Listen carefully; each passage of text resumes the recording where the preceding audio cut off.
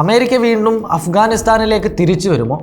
Donald ട്രംപിന്റെ ഏറ്റവും പുതിയ പ്രസ്താവനകളിൽ ലോകരാഷ്ട്രീയത്തിൽ വലിയ ചർച്ചകൾക്ക് വഴിയൊരുക്കുകയാണ്. ബഗ്രാം വ്യോമത്താവളം തിരിച്ചെടുക്കാൻ അമേരിക്ക ശ്രമിക്കുമെന്നുള്ള ട്രംപിന്റെ മുന്നറിയിപ്പ് ഇപ്പോൾ ചർച്ചയാവുകയാണ്. 2021 ബൈഡൻ ഭരണകൂടം ഉപേക്ഷിച്ച ഈ താവളം എന്തുകൊണ്ടാണ് ഇപ്പോൾ വീണ്ടും ട്രംപിന്റെ ലക്ഷ്യമാകുന്നത് എന്നതാണ് ചോദ്യം. ചൈനയും ഇന്ത്യയും പോലുള്ള രാജ്യങ്ങളുമായുള്ള തന്ത്രപ്രധാന ബന്ധങ്ങൾ ഇതിന് പിന്നിലുണ്ടോ എന്ന് പരിശോധിക്കേണ്ടിയിരിക്കുന്നു. ആദ്യം ബഗ്രാം വ്യോമത്താവളത്തിന്റെ ചരിത്രം നോക്കുകയാണെങ്കിൽ 1950കളിൽ സോവിയറ്റ് യൂണിയൻ നിർമ്മിച്ച ഈ താവളം കാബൂളിൽ നിന്ന് വെറും 60 കിലോമീറ്റർ അകലെയാണ്. വലിയ യുദ്ധവിമാനങ്ങൾ ഇറക്കാൻ കഴിയുന്ന സൗകര്യങ്ങളും മിസൈൽ വാഹനങ്ങളും ചരക്ക് വിമാനങ്ങളും എല്ലാം ഇവിടെ ലഭ്യമാണ്. 2001 വേൾഡ് ട്രേഡ് സെന്റർ ആക്രമണത്തിന് ശേഷം താലിബാനെതിരെ അമേരിക്കൻ സൈന്യം അഫ്ഗാനിലെത്തി. ഒസാമ ബിൻ ലാദനെ പിടികൂടാൻ വരെ ഈ താവളം ഉപയോഗിച്ചു. പതിറ്റാണ്ടുകളോളം അമേരിക്കയുടെ തീവ്രവാദ വിരുദ്ധ പോരാട്ടം എന്ന പേരിൽ ഇത് കേന്ദ്രമായി നിലനിൽക്കുകയും ചെയ്തു. അഫ്ഗാനിലെ അമേരിക്കൻ സാന്നിധ്യം ശക്തമായിരുന്നെങ്കിലും 2400-ലധികം സൈനികർ മരണപ്പെടുകയും ആയിരക്കണക്കിന് പരിക്കേൽക്കുകയും ചെയ്തിട്ടുണ്ട്. ഒബാമ കാലത്ത് പിന്മാറ്റ പ്രഖ്യാപനം വന്നു. ട്രംപിന്റെ ഭരണകാലത്ത് ചർച്ചകൾ ത്വരിതപ്പെടുത്തി. ദോഹയിൽ താലിബാനുമായി കരാറുണ്ടാക്കി. 2021 ബൈഡൻ ഭരണകൂടം പൂർണ്ണ പിന്മാറ്റം നടപ്പാക്കി. അന്നൊട്ടേറെ വിമാനങ്ങളും ഉപകരണങ്ങളും ഒക്കെ ഉപേക്ഷിക്കേണ്ടി വരികയും ചെയ്തു. ഇപ്പോൾ ട്രംപ് വീണ്ടും ബഗ്രാമിനെ കുറിച്ച് സംസാരിക്കുകയാണ്. കഴിഞ്ഞ മാർച്ചിലും ഇത്തരം പ്രസ്താവനകൾ വന്നിരുന്നു.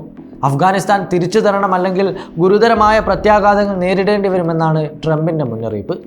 എന്താണ് ഇതിൻ്റെ പിന്നിലെ കാരണങ്ങൾ എന്ന് പരിശോധിക്കുമ്പോൾ ഒന്നാമതായി ജിയോ പൊളിറ്റിക്കൽ പ്രാധാന്യം തന്നെയാണ്. ബഗ്രാം ചൈനയുടെ സിൽക്ക് റോഡ് പദ്ധതിക്ക് സമീപമാണ്. പാകിസ്ഥാൻ, ഇന്ത്യ, ഉസ്ബെക്കിസ്ഥാൻ, തജിക്കിസ്ഥാൻ തുടങ്ങിയ രാഷ്ട്രങ്ങൾക്ക് അടുത്ത് ചൈനയുമായുള്ള വ്യാപാര യുദ്ധത്തിൻ്റെ പശ്ചാത്തലത്തിൽ ഇവിടെ സൈനിക സാന്നിധ്യം അമേരിക്കയ്ക്കൊരു നേട്ടമാണ്. രണ്ടാമത് അഫ്ഗാനിലെ ധാതു സമ്പത്ത് തന്നെയാണ്. ലിഥിയം പോലുള്ള അപൂർവ ധാതുക്കൾ ഇവിടെ ധാരാളമുണ്ട്. ഇലക്ട്രിക് വാഹനങ്ങൾക്കും ബാറ്ററികൾക്കും ആവശ്യമുള്ള ഈ വസ്തുക്കൾ ചൈനയുടെയും ലക്ഷ്യമാണ്. ട്രംപിൻ്റെ വ്യാപാര കണ്ണുകൾ ഇതിലേക്ക് നീളുന്നുണ്ടോ എന്നതാണ് ചോദ്യം. മാത്രമല്ല, ഇന്ത്യ ചൈന ബന്ധങ്ങൾ മെച്ചപ്പെടുന്ന സാഹചര്യത്തിൽ അമേരിക്കയുടെ തന്ത്രങ്ങൾ ഇതിനെയും സ്വാധീനിക്കുമോ എന്നുള്ളതും ചോദ്യമാണ്. പക്ഷേ താലിബാൻ ഭരണകൂടം ഇതിനോട് പ്രതികരിക്കുന്നത് അമേരിക്കയുമായി നല്ല ബന്ധം വേണമെന്ന് തന്നെയാണെങ്കിലും പക്ഷേ സൈനിക സാന്നിധ്യം അനുവദിക്കില്ല. വിദേശ സൈന്യത്തിനെതിരെ പോരാട്ടമാണ് താലിബാന്റെ ചരിത്രം. സോവിയറ്റ് യൂണിയന്റെ കാലം മുതൽ 20 വർഷത്തെ അമേരിക്കൻ അധിനിവേശം തോറ്റോടിയ ചരിത്രം അവരൊരിക്കലും മറക്കുകയില്ല. ഖത്തറിലെ അമേരിക്കൻ താവളത്തിന്റെ അനുഭവങ്ങൾ അതിനേറെ ഉദാഹരണമാണ്.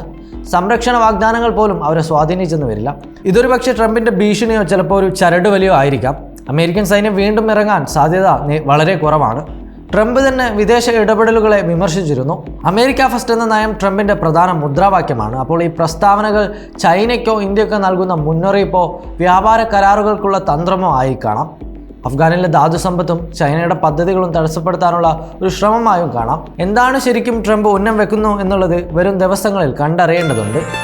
waytonikah.com, the exclusive Muslim matrimonial site.